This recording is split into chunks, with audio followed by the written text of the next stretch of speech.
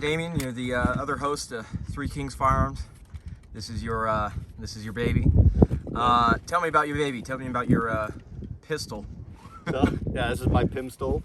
I got a PWS long stroke Mark 111. Mark something. Yeah, it's a Mark 111, whatever. So it's got the 11.85 barrel, long stroke gas piston. It's got the forward assist for all the people that hate forward assists.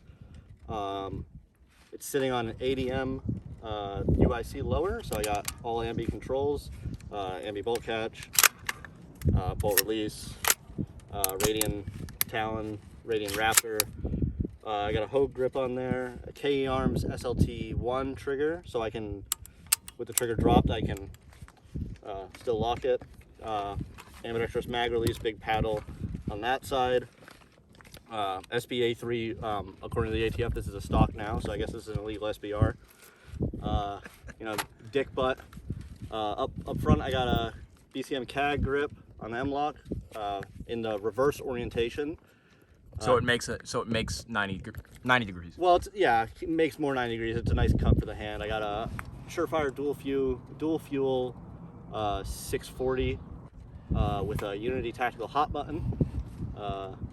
It's just really a nice ergonomic option up there, all the way up the front of the rail, with burn-proof gear rail wrap in Multicam Tropic. Surefire mini suppressor. It's actually our buddy Anton's, and it's sitting on a Warcomp open tine. Once I finally decide to pony up the cash for a suppressor, I might switch out to a brake just to make this suppressor last longer for longevity. When else has no, it doesn't matter, right? Yeah. And then the Unity riser with the EOTech, and then a HoloSun 503G. 503G ACSS, so it's the primary arms ACSS CQB.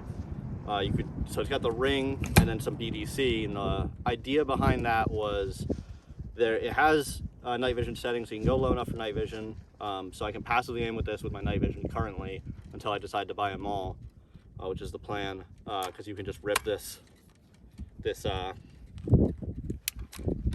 magnifier right off. Gotcha. And then you got your passive aiming optic. And then the BDC, the idea behind that was running a magnifier. It'll help a little bit at some longer ranges. Not that it really matters. It's an 11-inch gun.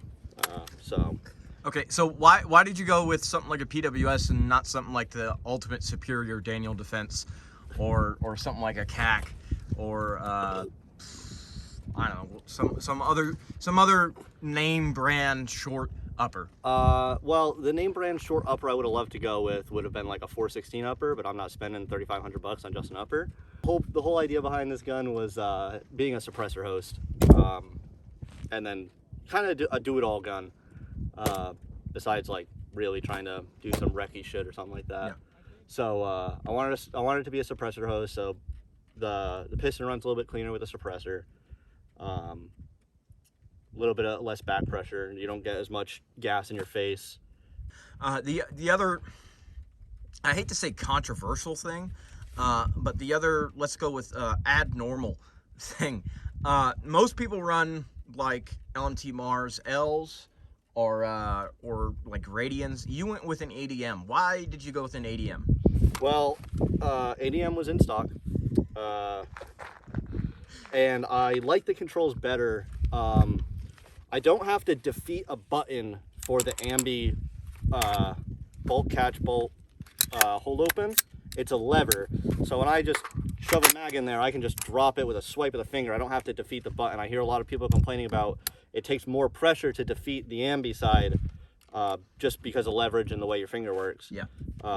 So that was the idea behind that. It's a lot easier to drop that bolt than a traditional ambi lower with your pointer finger. Yeah. For the most part, it's a pretty normal setup from what you're seeing these days. You're seeing, you're seeing more gooseneck mounts. You're seeing a lot more 11, 12-inch rifles out there now. But the thing that people might be wondering about, because we're out here in Arizona, we're in Phoenix, and you originally came from Rhode Island. You're wearing AOR2. This is hand-painted in AOR2. You were always planning to move out here to Arizona. Why did you go with AOR2 and not something more desert-like? There's not really any reason besides I'm a fanboy of the camouflage. And that's the whole reason you asked the question, because you know that. Well, I will also say is that AOR2 blends in a desert environment much better than people realize. Like Yeah. out here, we're down in Maricopa County right now. But if we go up in Flagstaff or even parts of Maricopa out here, if you're wearing full AOR2, you can disappear Yep. very, very easily. Mean, if I wandered off into the brush with the top on, I'm sure I'd blend in a lot better than like this tan backdrop or the direction we're shooting in. Yeah, it was really just because, well, one, I painted the rifle when I was up in evergreen country, Mothman County shit. One last question. It's a very, very well set up rifle. There's a couple things I would change if it was my rifle. But is there anything else that you would change? Like, I know that you want Edgar Sherman to do an AOR2 sling for you. You want burn-proof gear to do an AOR2 rail wrap for you. But is there anything else that you would add to this rifle? You talked about getting a maul, which is in the works because it'd be nice and slim and low profile. Yep. So maul up front would be the idea. I'm not sure if I want to go with a mini or a full size. We're waiting until nighttime to kind of see muzzle flash report and stuff like that on this. With this mini. This is a mini 1 though, and obviously they're on the RC2 mini. So when I get a maul, I'm gonna have to switch out my light body, because when you rotate this 640 body on itself, it sticks out a little further than like an Arisaka straight mount.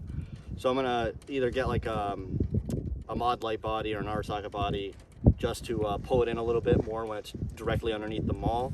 Yep. Probably like a B5 stock. Once I decide to, actually fill out paperwork. I'm looking at different grips. I like the Hogue grip. Not really sure what else I would go with. I do like the slimmer grip, but we'll see where that ends. Otherwise, not really much else I would change per se. I do like it the way it's set up. So yeah, we'll just keep beating the shit out of it and find out if anything fails. Really. All right. Well, thanks for show and tell. We'll go do some shooting and put in some night vision stuff and low light stuff, and cool. See you later, man. Yep.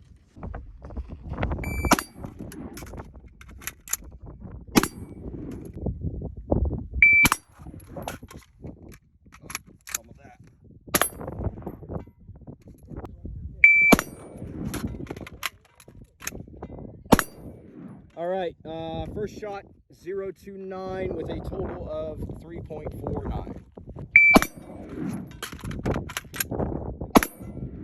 First shot 0.21, total 3.01. So you knocked off about what, 0.2 of a second? Yeah, something like that. Keep the can off? No, might have done a strike. Who knows?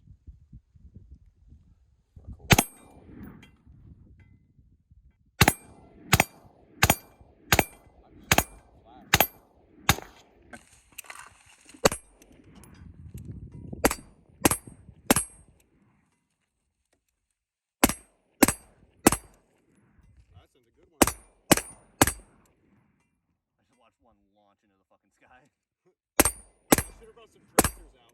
Oh well. Okay, I was about to say here's the night.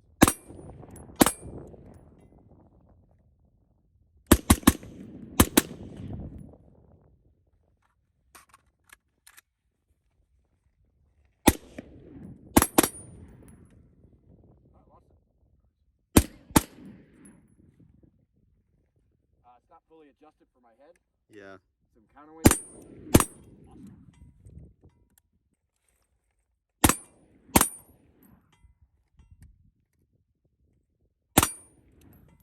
Yeah.